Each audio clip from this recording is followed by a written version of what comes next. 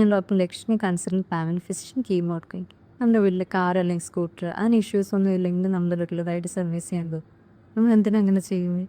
ഒരു long distance ട്രിപ്പൊക്കെ പോയി കഴിഞ്ഞാൽ വണ്ടി ബ്രേക്ക് ആകുമ്പോഴത്തേക്കും സെയിം തിങ് നമ്മുടെ ലൈഫിൽ നമ്മുടെ ശരീരത്തിൻ്റെ ആരോഗ്യം വളരെ ഇമ്പോർട്ടൻ്റാണ്.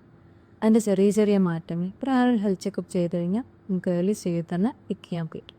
ഇപ്പോൾ സാധാരണമായി കണ്ടുവരുന്ന റേസ്ഡ് ബ്ലഡ് പ്രഷർ അല്ലെങ്കിൽ അൺകൺട്രോൾഡായിട്ട് നിൽക്കുന്ന cholesterol, sugars, thyroid issues, heart related problems ഇത് പലപ്പോഴും ഏർലി സ്റ്റേജിൽ നിന്ന് രോഗലക്ഷണം പുറത്തോട്ട് കാണിക്കില്ല.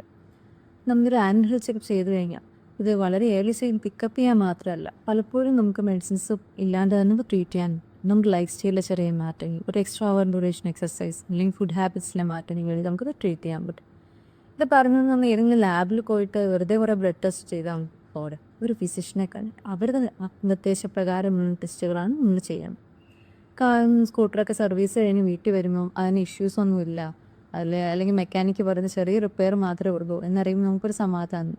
സെയിം തിങ് ഹെൽത്ത് ചെക്കപ്പ് കഴിയും നമ്മുടെ ബോഡി ഹെൽത്തിയാണ്, അല്ലെങ്കിൽ ഡോക്ടർ പറഞ്ഞ ചെറിയ കുറച്ച് മാറ്റങ്ങൾ മാത്രം വരുത്തിയാൽ മതി എന്നറിയുമ്പോൾ നമുക്കൊരു സമാധാനം.